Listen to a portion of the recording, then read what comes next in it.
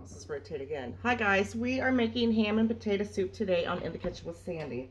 I wanted to show you this because the weather outside is absolutely frigid, and this is one of, I'll tell you this, every soup that I make, this is one of my favorite soups, but I just love soup. So soup is what's on the menu for today. So I want to show you what I've got going on here. I've got some potatoes here that I just diced, to the size of that I desired. You can do them big, you can do them little, however you want to do them, but this is the size that I like to do them. And I've cooked them in a little bit of chicken stock here and a couple of bouillon cubes. Let me show you what I've done. I've used this, like a big container of the chicken stock, and I've also used two of the little bouillons as well, two bouillon cubes. And I've added about 3 cups of water. You just want to bring that up over the potatoes, just enough of your broth up over the potatoes, and you want to cook them for about 10 to 12 minutes, just till they're like fork tender. And these are fork tender. Actually, they're a little bit more than fork tender because I've been trying to fool around with this stupid phone here, trying to go live with you guys, as promised, because I keep telling you I'm going to keep going live, and I haven't been really doing a whole lot of live videos, but I promise you, the new year I'm going to be doing a lot more live streaming for you. So what we're going to do next is I've already got my potatoes. I'm going to move my little light back there a little bit.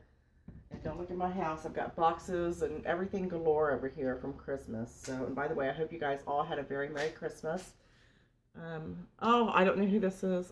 Jennifer. Jennifer, thank you for coming on, and I'm excited about this too. So this is very exciting because I love soup. I love soup. But anyway, what we've got here is, I've already told you, I've got my potatoes in here. Let's try to angle this. Okay, just FYI, your camera is sideways. All right, so that's what the holdup is here. That's why my potatoes are a little bit overcooked, because I don't know how to do this live streaming with this, with my phone here. So if you have any suggestions, that would be fantastic, because I've rotated it every which way. So maybe if you just rotate it, the next video we will learn to do this accurately. So I'm trying here, guys. I just want to get this recipe to you, but thanks for letting me know that, and we will get this figured out. But anyway, here I've got my potatoes that I've already got cooking in the chicken stock and the bouillon cubes, and I'm going to show you what else that we're going to use here. Once I've got this to my desired consistency, I told you just fork tender, I'm also going to add, I've got some, if you can see these, I've got some onions and some celery, and you see there I've got the little, I've used the celery leaves as well, because remember, I always tell you on everything that I make, if I'm making any type of like sauce or stews or soups, I always go ahead and add your little celery leaves in there, because they have an abundance of flavor. So you really want to use those. Don't throw those away, because I will not be happy. And I've also got some garlic here. I don't have a whole lot. I've got 2 large cloves of garlic, because the garlic is really not the star of the show in the soup here. It's all the other flavors. The garlic just kind of enhances the flavor. I've also got some ham. I've diced some ham up here, as you can see. I bought a nice ham steak at the store.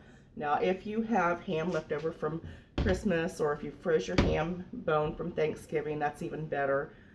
But this, I didn't have any. I had a beef tenderloin for my Christmas dinner, which was amazing. One day I'll show you how to fix that. It was absolutely phenomenal.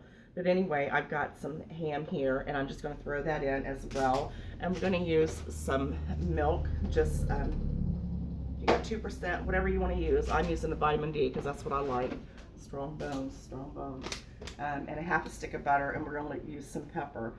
I'm also going to use, to thicken up my soup here, and this is absolutely the best thickener that you can get.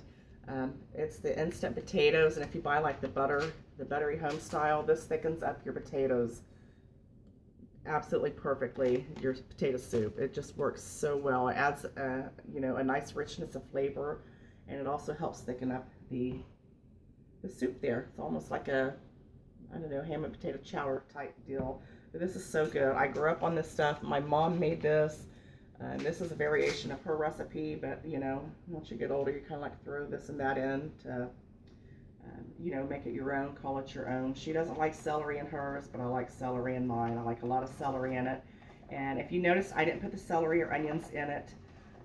Just go ahead and throw all that in there. I'm just telling you as I'm throwing it in there. I didn't put the celery and onions in it as I was cooking my potatoes, you know, because I like to, I don't like them to be, you know, so soft that you can't really tell them when you're biting into them. Let's go down here so you can see what's, I'll show you my soup here instead of looking at this face. Let's try to move the camera angle down a little bit here. Watch me end up dropping you on the floor. There, can you see a little bit better? See, even my phone's saying rotate device, but you know, I can't. I'm not too technical savvy, so I hope you can see in there. But I've already got my celery and my onions and my garlic in there. And we're going to add some pepper. I've got my stove turned up to about medium. I like a lot of pepper in mine. I like a lot of pepper in anything that I cook. It adds a little bit of heat, not just flavor, but it adds some heat to it, just a little bit of heat. Go ahead and give it a stir. I'm not going to use any additional salt because the chicken stock has a lot of salt content in it already. But I am going to add a little bit of onion powder. I like to use a little bit of onion powder. You know, I've told you before in the past that when you use just the chopped onions, they don't really add a lot of onion flavor. They just kind of add another degree of just like biteness to it. But I like to add a little bit of onion powder to it. Just a little bit. Say probably about a teaspoon. It's not coming out very good because it's kind of moist in the house today, so it's a little sticky there. And I also like to add just a little bit of crushed red pepper flakes just for the extra little bit of heat to it. I like just a little tiny bit of heat to it. Now honestly, it only takes you, this soup doesn't take long to make. I'm just going to do it this way. Just a little tiny bit. It takes you longer, probably about a half teaspoon. It takes you longer to chop your vegetables than it does to actually make the soup. Because it doesn't take, get that off there. It doesn't really take that long. Can you see how pretty that is already? Now, once you've added that, we're also going to use about a half a stick of butter. This is a very creamy, rich soup, and it is so divine, absolutely divine. Just stick that right on in there. And then once it comes back up to a boil, I'm going to add my milk. You're just going to add your milk, and that's it, and your ham. And this is called Aunt Jane's Crazy Mixed Up Salt. This is absolutely amazing. You can get this at your local grocery store. It goes well with any type of pasta, or not pasta, potato dish. I really like to use it in my potato salad, and just a few shakes of that right in there. And it has loads of flavor in it. I don't even know what all is in it, but it makes it absolutely amazing. Let's see if we can read some of the ingredients here. Salt, herbs, and spices, dehydrated onion, and dehydrated garlic. Well, herbs and spices, we don't know what all's in it, but who cares? It's amazing. So make sure you pick some of this up at the grocery store because it is really good. Like I said, with any type of potato dish. That's really all I mainly use it for. Let's see what it says. Oh, it says you can use it on meats, poultry, fish, meatloaf, barbecue, or stew. Eggs, pizza, your favorite casserole, cottage cheese. Hey, you can use it on cottage cheese. So there you go. Make sure you get some. So go ahead and give that a stir. And then I'm going to go ahead and add my milk to this because, like I said, my potatoes are already at the consistency that I like them because they're going to continue to cook a little bit once you add your milk in there. And I just bring my milk up to the level of the soup that I want. And I'm making a whole pot of soup, so I'm just taking my milk right on up there to the very top. Look at that. I want a little bit more. So I'm going to get some more on the refrigerator. I want just a little bit more.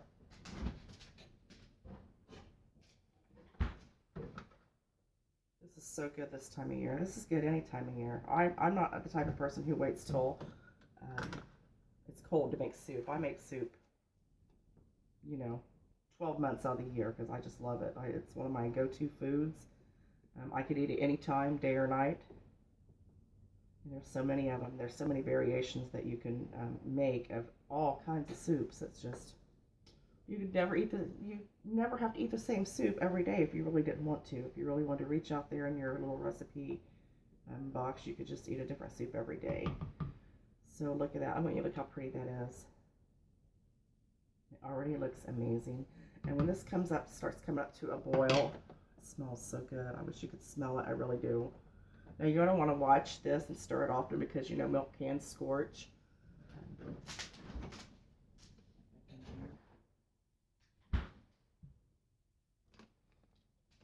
And what you're going to do is you're going to go ahead and add your, because my potatoes are right where I want them to be. I'm just looking to thicken them at this point.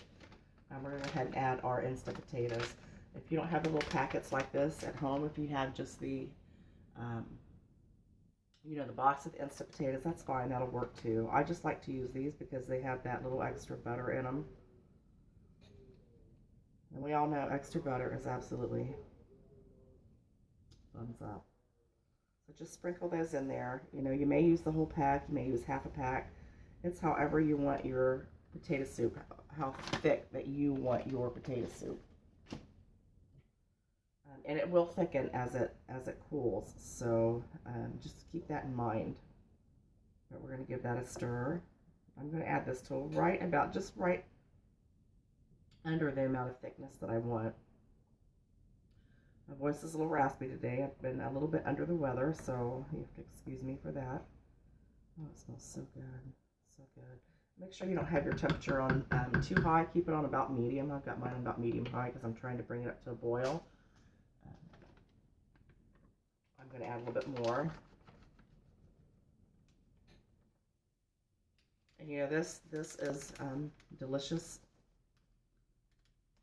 You know, served by itself, stand alone, or you could, you know, have sandwiches with it, or you know, a nice salad or a nice bread. Make some garlic bread to go with it, whatever you want to do.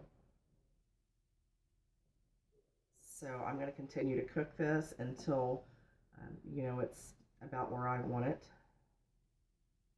As far as the thickness, it is going to thicken. Trust me, it's going to thicken. I think I'm going to add just a little bit more pepper. Black pepper, because I love black pepper, and I'm out of the pepper for my pepper mill, so be it.